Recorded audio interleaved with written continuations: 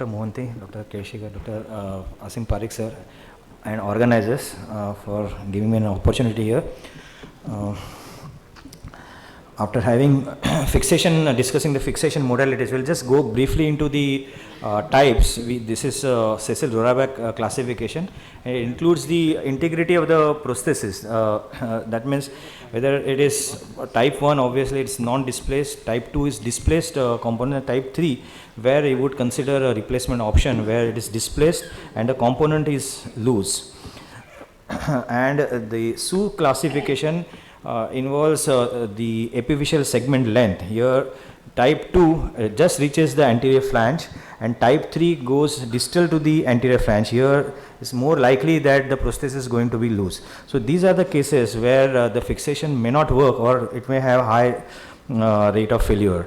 So when Roraback 3, SU 3 failed previous fixation, you don't want to keep on doing the fixations again. There are many times there are non-unions following previously fixed periprosthetic fracture, and relative indication of elderly patient who need to get up and about early, and you want to offer definitive surgery to these patients. There are predictors. The patient has probably fallen because of some sort of instability. That means the knee was not functioning very well, or there was some functional element, there was mechanical axis deviation or some loosening. That means obviously this is an indication for revision and not for fixation again. So roughly, if you have to put in a nutshell, the more proximal fractures are amenable for fixation, and the distal ones, especially those beyond the flange, are for revision surgery. We have already discussed this. When it is loose prosthesis, its replacement, and there are problems of the fixation. There are high rates of non-unions, delayed unions, there are reoperation, knee stiffness, there are malunions, and this malunion would not be tolerated well with the prosthesis there inside. And these are elderly patients. You have to have delayed weight bearing in such patients where you are refixing.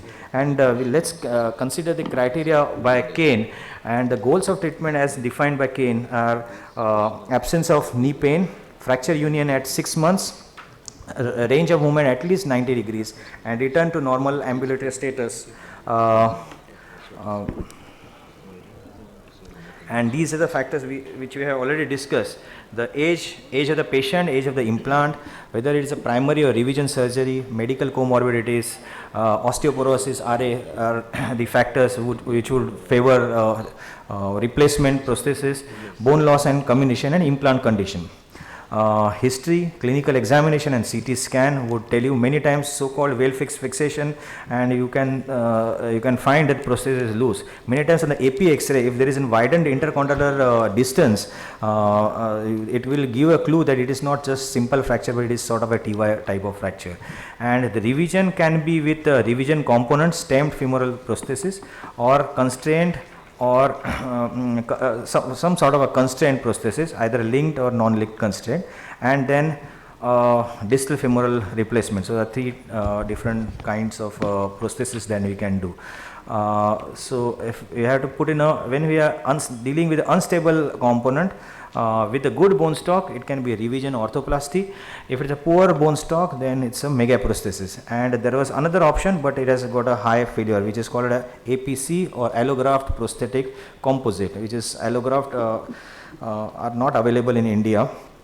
So just there's a nice paper by Gann which compares the tumor prosthesis and locking plate fixation, and the significant differences between the mean time of weight bearing. The patients with the prosthesis were up and about in just 3 days time, whereas locking plate group, you could not make them weight bear for at least 18 weeks. So this difference was statistically significant. The complication rates were in both the groups were equal, but what requires to be seen, you have to read between the lines, and this is a classification of complication by Clavian and Dindu.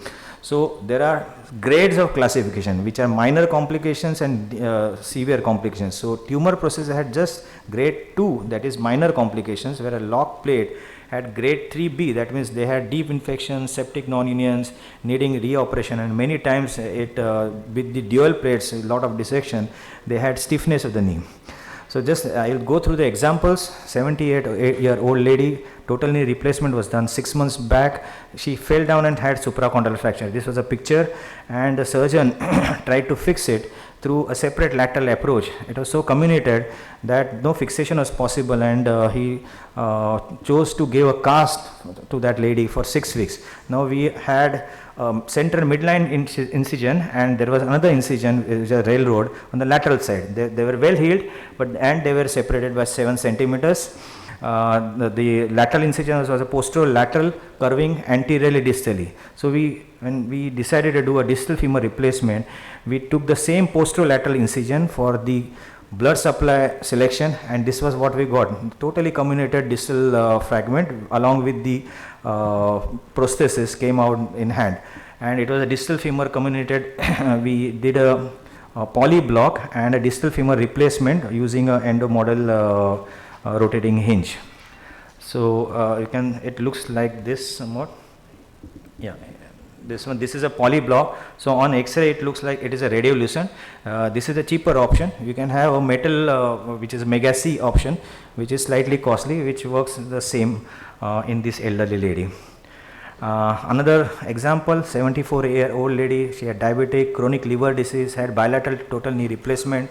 The left one was done in 2012, right one was in 2010, but immediately after the surgery she had some sort of a cellulitis infection. She had to undergo fasciotomy, and this was in 2012, and she underwent 2-stage revision in 2012, and she presented in 2017 like this. So obviously this prosthesis was loose, and here no fixation is possible. However, distal femur replacement was not needed. You could it was the fracture was slightly more proximal. There was loss. This was a skin condition.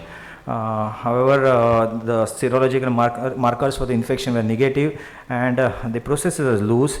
There was a defect in the femur, F3A defect, and a tibia T3A defect. So both MCL was jeopardized on the tibial side, and LCL was jeopardized on the femoral side. This was the condition. So we used the poly block, and this was managed with the endoclinic hinge. It was not a rotating distal femur replacement, but just the rotating hinge with the poly block or augments there. Okay, thank you.